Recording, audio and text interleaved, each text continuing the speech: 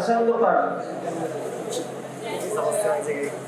भारत सरकार के संस्कृति मंत्रालय centre for advance research on development and change, change का मतलब भारत का परिवर्तन, भारत के वर्तमान दृश्य का परिवर्तन। और हमारे यहाँ परिवर्तन सदैव अच्छी दिशा का परिवर्तन माना गया है। भारत में हर महीने एक संक्रांति आती है, केवल क्रांति नहीं, संक्रांति, सकारात्मक दिशा में परिवर्तन। तो यहाँ चेंज का अर्थ सकारात्मक चेंज होगा। तो इस दिशा में जो काम करने वाली संस्था इस सबके साथ मिलकर जो संस्कार भारती ने आयोजन किए हैं, उसका एक तरह का ये समापन माना जाए केवल इस क्षेत्र के लिए। उपस्थित सभी माता बहनों, आदरणीय सज्जन वृंद, आप सबको मेरा प्रणाम स्वीकार।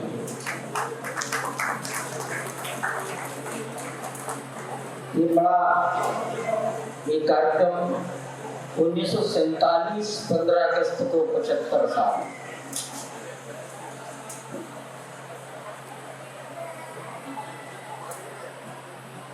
अगस्त 1947 को 75 साल पूरे हो गए।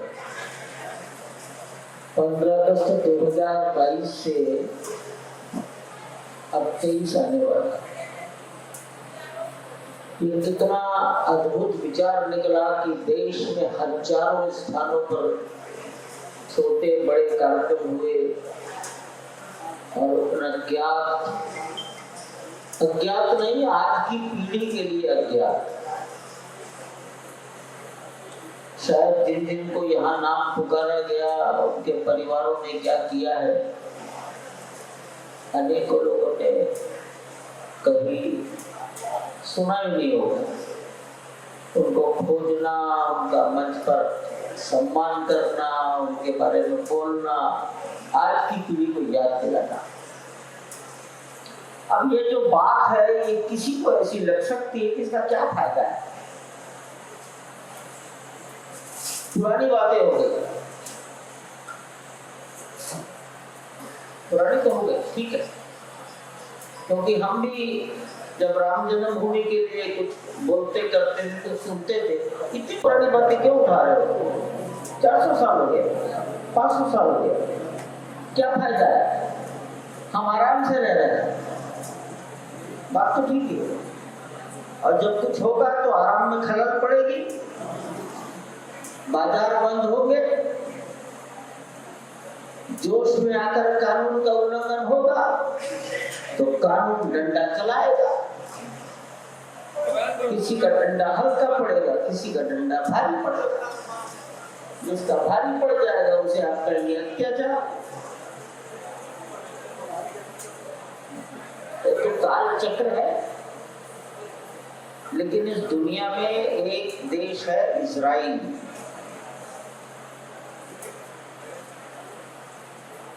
इजराइल के समाज का नाम है यहूदी। और दुर्भाग्य, संयोग, सौभाग्य, जो जिसका मन आए कहो, ये ईसा मसीह, मोहम्मद साहब, ये सब की धरती एक ही है।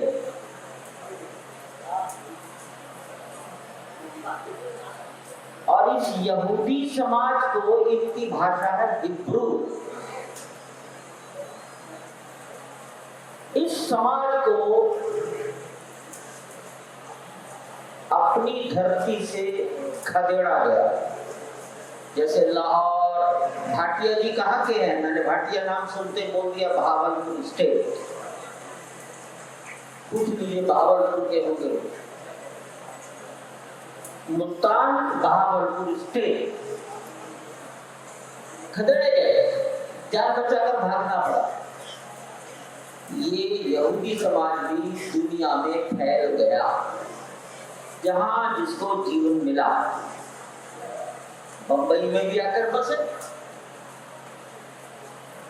लगभग हिंदुस्तान छोड़ दिया जाए तो इन्हें सब जगह मारा पीटा गया, कमरों में बंद करके 10 लोगों की जगह है 100 लोग बंद करके एक छेद में से जहरीली गैस छोड़कर मार दिए गए।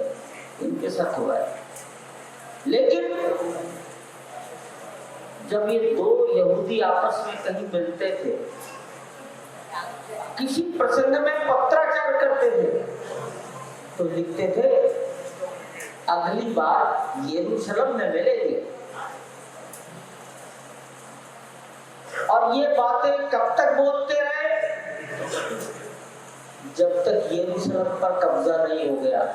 1800 साल तक। ये सोचने की जरूरत नहीं है पुरानी बातें क्यों उखाड़ रहे हो।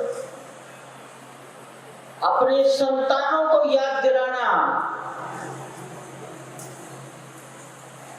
ये इजरायलियों ने किया, यहूदी समाज ने किया। 1800 साल, एक पीढ़ी अगर 25 साल की मान ली जाए तो कितनी पीढ़ियां हो गई। अगली बार यरूशलेम में मिलेंगे, यरूशलेम में मिलेंगे। बड़े बड़े वैज्ञानिक इस समाज में से हुए, उसका परिणाम 20वीं शताब्दी के मध्य में इजरायली समाज यरूशलेम में आ गया। अब जो 1800 साल तक कोई अमेरिका में बसा था, कोई कहीं बसा था, आह्वान किया अपनी धरती में वापस आओ।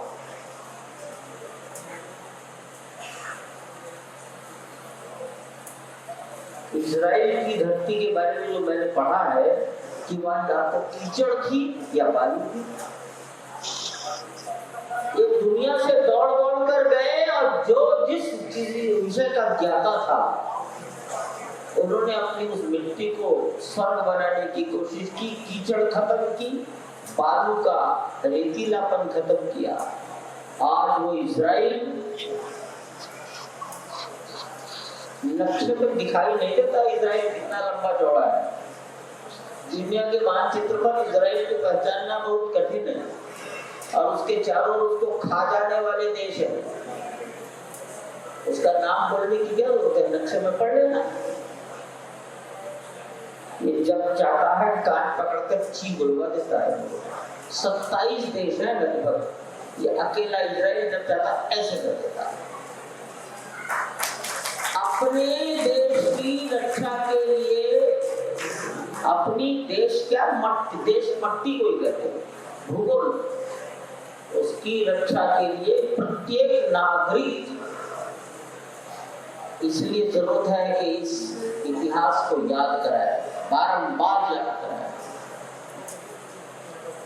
दुनिया में अनेक देशों ने काम किया है, अपनी संतानों को बताया है हमारी पराजय इस बिंदु पर हुई थी, हमारी पराजय यहाँ हुई थी, इसको बदलना है।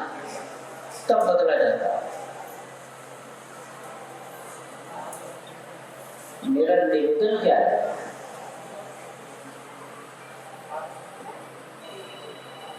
ये हमें कुछ सिखाने के लिए कार्यक्रम है। आशुतोष जी ने तो भूल गए, मिस कर दिया समय बचाने के लिए मेरे बहाने से। अरे वास्तव नहीं हुआ।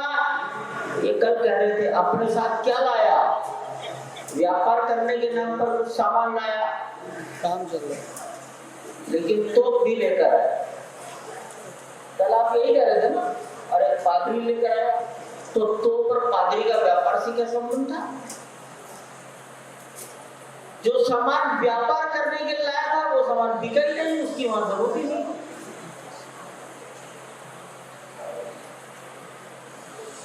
ईस्ट इंडिया कंपनी का क्या काम था? वो भी व्यापार करने के नाम पर आई, बहाना।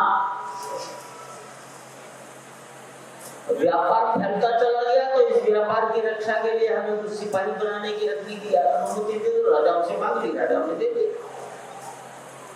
और जब उससे लगा कि अब ये मेरा कंट्रोल हो गया, तब उसने क्या किया, उसने महारानी विक्टोरिया को सौंप दिया सब। तो उद्देश्य तो महारानी विक्टोरिया थी, व्यापार कहां था? व्यापार तो एक बहाना था। अच्छी तरह से विचार करो, आर्थिक दृष्टि से जो पराधीन हो जाता है अंततः वो सब प्रकार से पराधीन हो जाता है, यानी राजनीतिक पराधीनता भी आ जाती है। आज हिंदुस्तान में कितने प्रकार की मल्टीनेशनल कंपनियां दुनिया में व्यापार करने वाली आती हैं।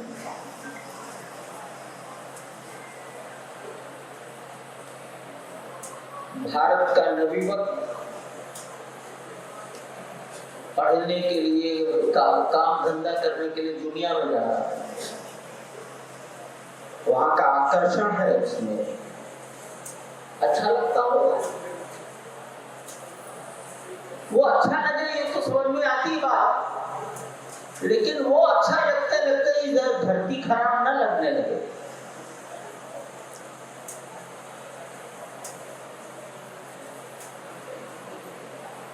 जिन लोगों ने अपने पूर्वजों से अपने नाते रिश्ते तोड़कर किसी दूसरे से जुड़ने की कोशिश की, धार्मिक आजादी के नाम पर जुड़ तो गए, कोई खराब बात नहीं हुई, लेकिन उधर जुड़ते जुड़ते तुम्हारे बाप दादा तुम्हारे दुश्मन कैसे बन गए? तुम्हारे त्योहार, तीर्थ, धर्म ग्रंथ ये शत्रु कैसे हो गए? इसलिए ऐसा ना हो जाए कि भारत छोड़कर संसार में अच्छा लगने लगे और फिर से एक नए क्रांतिकारी और बलिदानियों की श्रृंखला पैदा हो, तो फिर हम फेल हो गए। ये जो प्राप्त किया है, इनका कार्यक्षेत्र है 1857 से लेकर 1947, यानी जब महारानी विक्टोरिया का राज्य हो गया तब से लेकर 1947, इसलिए आजादी का अमृत महोत्सव। उसके पहले भी इस देश के बलिदानियों की स्पष्ट श्रृंखला है। हाथरस में सिंधी परिवार रहते हो तो राजा दाहिर की पुत्रियों का वर्णन सुनिए, कैसे बलिदान किया उन्होंने। हम बहुत छोटे छोटे शाखा जाते थे तो गीत गाते थे। अब ये कौन से काल की बात है? तो गीत की पंक्तियां कल मुझे आगरा के कार्यक्रम में याद आ गई। गीत क्या था उसकी, मुझे गीत से तो कोई मतलब नहीं है, 3 लाइनों से मेरा मतलब है। एक पंक्ति थी, एक यूनानी भारत आया। सिकंदर आया था ना, फिर सेल्यूकस आया, तो एक यूनानी भारत आया लेने हिंदुस्तान, लेना क्या था बेटी देकर और छुड़ाई जान। हम गीत गाते हैं, कैसा समाज था? एक यूनानी भारत आया लेने हिंदुस्तान और लेना क्या था बेटी देकर और छुड़ाई जान। हिंदुस्तान के नौजवान को अपना दामाद बनाकर कहा, हुजूर माफ कर जा रहा हूं। ये हिंदुस्तान का पराक्रम था। हमारे देश में हमने कष्ट सहा, अत्याचार सहे, खूब अंग्रेजों ने राज्य किया, दुनिया ने कहा भारत गुलाम हो गया। सारा भारत का प्रत्येक कोना अंग्रेजों के अधीन कभी नहीं रहा, कोई ना कोई भाग स्वतंत्र ही रहा, और जो अधीन भी रहा उसने कभी हृदय से स्वीकार नहीं किया। उसका वर्णन आप सुन रहे, जहां मौका मिला लड़ते गए, जहां मौका मिला लड़ते रहे। और सही लड़े कि गलत लड़े इसकी विवेचना करने वाले करें, उनका मार्ग ठीक और गलत ये विषय नहीं है, लेकिन जिसके हृदय में अग्नि जल गई उसने अपना सर्वस्व समर्पण किया। तो भारत इसने कभी इस पराधीनता को हृदय से अंगीकार नहीं किया, भविष्य में भी ना हो। आर्थिक बहानेबाजी करके विदेशी आया, बस इतनी बात का वर्तमान काल में अर्थ समझिए।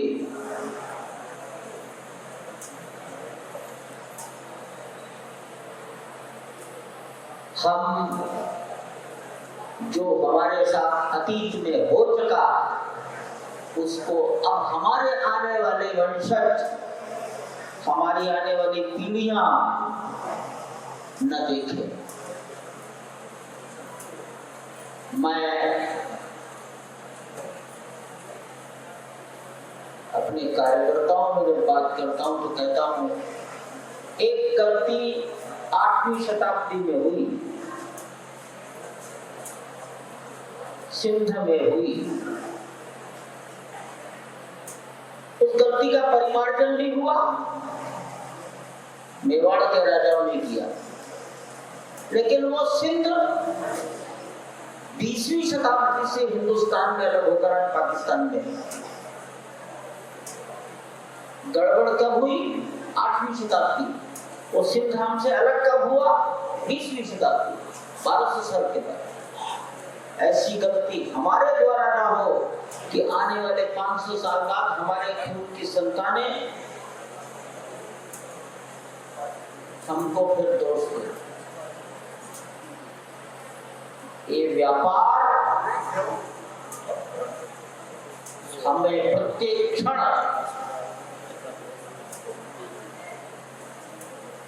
प्रत्येक क्षेत्र के व्यक्ति को ये विचार करना होगा, हम भी देश के लिए कुछ ना कुछ कर सकते हैं।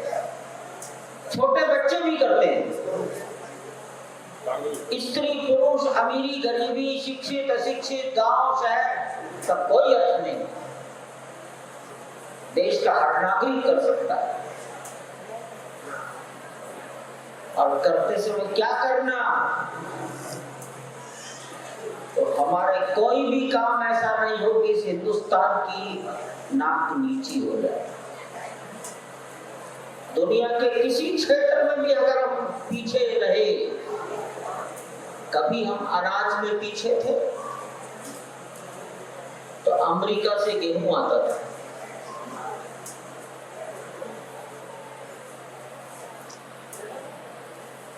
अमेरिका ने मना कर दिया, थोड़ा हाथ खींच लिया। 1965 देश में अभाव हो गया। देश के प्रधानमंत्री ने कहा, एक समय अन्न मत खाओ, लाल बहादुर शास्त्री। 1965 सोमवार को लोगों ने भोजन छोड़ दिया। ये देश मुश्किल। दुनिया के लोग कभी भी अपना हाथ खींच सकते हैं, सदैव ध्यान रखना। कंप्यूटर साइंस में भारत को किसी चीज की जरूरत थी? उपलब्ध नहीं हुई, भारत के वैज्ञानिकों ने बनाया। ये बात, हमारा भारत किसी भी क्षेत्र में आने वाले काल में संसार के किसी भी बड़े से बड़े देश के बराबरी पर बात कर सकते। पीछे रहकर बात नहीं करनी, बराबर स्टेटस पर खड़े रहकर बात कर सकते। इसमें हमारा योगदान क्या है? हमारा योगदान क्या हो सकता है? तब जैसे हम कभी दुनिया में माने जाते थे, वैसे माने नहीं। इसके लिए सारे प्रयास है, और इसके लिए अतीत को याद करो, अपने पूर्वजों को याद करो। याद करेंगे तो हो सकता है 2-4 लोग उसमें से प्रेरणा प्राप्त करें।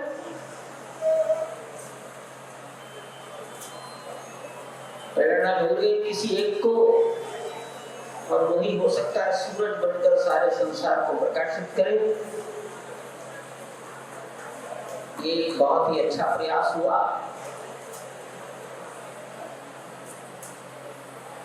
एक क्रांतिकारियों का स्मरण, आजादी का अमृत महोत्सव। आप सबको मेरा बार-बार प्रणाम।